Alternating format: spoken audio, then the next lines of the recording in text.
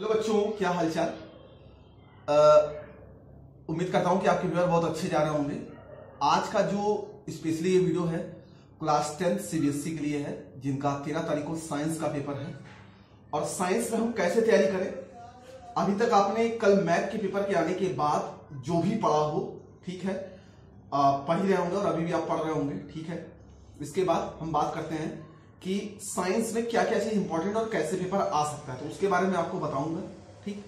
अगर आपके पास 10 मिनट हो तो इस वीडियो को पूरा देख लीजिएगा, इच्छा आपकी है, जैसे आपकी इच्छा करें, ठीक है।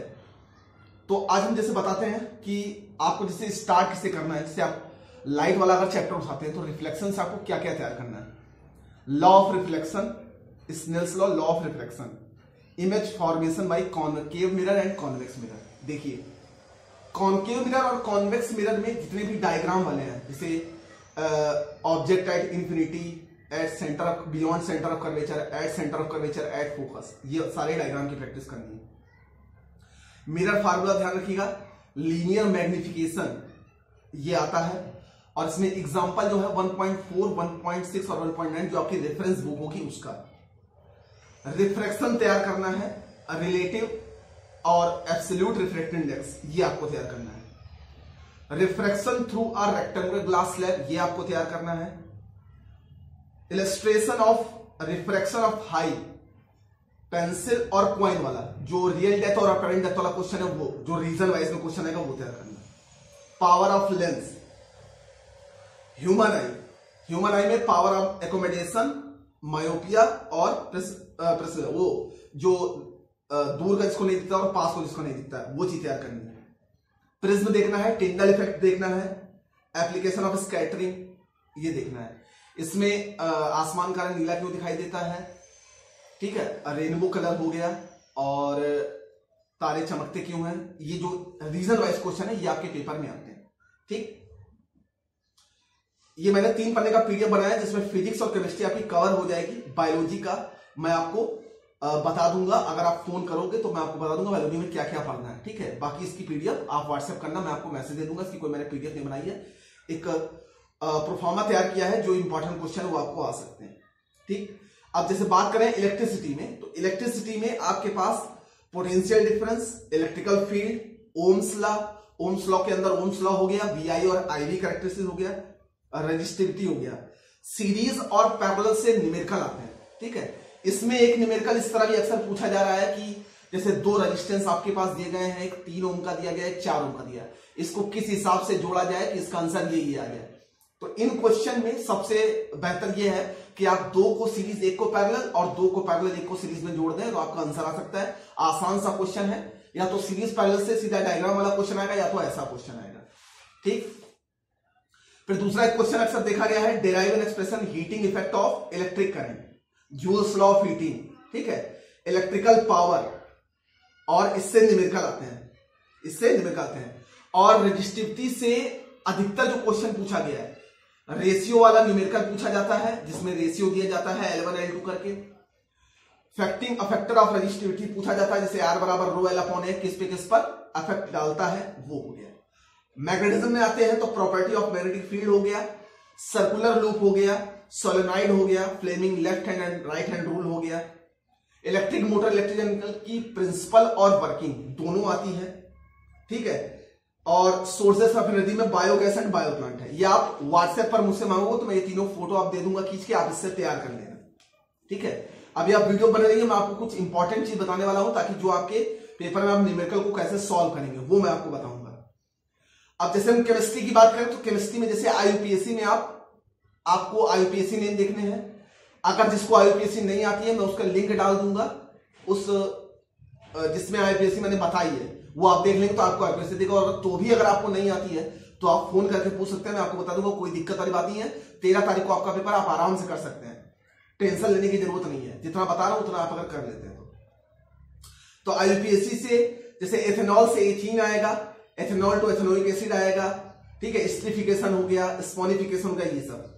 और एथेनॉल से एथीन फर्दर ऑक्सीडेशन रिडक्शन करके पूछोगे तो मैं बता दूंगा किस तरह याद करना है, ताकि आपको ज्यादा कंफ्यूजन हो, अब याद कर लो। उसके बाद सॉफ्ट एंड हार्ड वाटर जरूर पढ़ लीजिएगा, इलेक्ट्रॉन डॉट स्ट्रक्चर आएगा, ठीक है, उसमें जो दिए गए एग्जांपल वही तैयार करिएगा, उसी से आएगा। उसके लिए आपको कंपाउंड नेम और उसके एटॉमिक मास और मॉलिक्यूलर वेट याद होने चाहिए, तभी आप डॉट स्ट्रक्चर बना सकते हैं। ठीक है, पीरियडिक टेबल में जैसे मेडली पीरियडिक टेबल हो गई, एडवांटेज डिसएडवांटेज हो गए, कैरेक्टरिस्टिक्स हो गया उसका। ठीक है, एल्कलाइन और एल्कलाइन अर्थ मेटल पढ़ लीजिएगा पीरियडिक टेबल में, नोबल गैस के बारे में पढ़ लीजिएगा। और पीरियडिक टेबल से जो क्वेश्चन आता है वो यही पूछा जाता है, जैसे एक नॉर्मल तौर पर मैं एग्जांपल एक देता हूं कि जैसे सोडियम और पोटेशियम एक ही ग्रुप के एलिमेंट क्यों है, इसका रीजन आपको देना है। ये एसिड बेस में आपको इंडिकेटर पढ़ना है, पीएच वैल्यू पढ़नी है, आयोनाइजेशन पढ़ना है, आयोनिक बॉन्ड पढ़ना है, कोवेलेंट बॉन्ड पढ़ना है। उसके बाद देखिए जो मेन एक शॉर्ट नोट्स में एक आता है, जैसे वॉशिंग सोडा हो गया, बेकिंग सोडा हो गया, प्लास्टर ऑफ पेरिस हो गया, ब्लीचिंग पाउडर हो गया, ये आता है। मेटल और नॉन मेटल में इसके कैरेक्टरिस्टिक्स हो गए, प्रॉपर्टी हो, ये पूछी जाती है। एक्टिविटी सीरीज ऑफ मेटल याद कर लीजिएगा, going down to the group और up and down to the group दोनों। फॉर्मेशन ऑफ आयोनिक कंपाउंड जिसमें जैसे MgCl2 का आता है, NaCl का आता है, वो हो गया। ठीक है, मिनरल्स और ओर में फोर्थ फ्लोटेशन हो गया,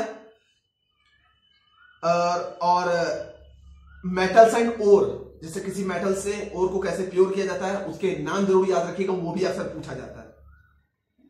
ठीक है, इलेक्ट्रोलाइट और रिफाइनिंग प्रोसेस आता है, एनोड और कैथोड वाला। ठीक है, इसके बाद जो सबसे पहला चैप्टर बचता है केमिकल इक्वेशन वाला, तो उसमें इक्वेशन बैलेंस करने की आती है, composition, double decomposition, displacement, combustion, इन सब की थ्योरी और एक एक रिएक्शन आपको लिखनी पड़ेगी, वो आएगी। ठीक है, अब जैसे मैं आपको एग्जाम्पल के बारे में कुछ बताता हूं, जैसे एग्जाम्पल कैसे आ सकते हैं वो देखते हैं।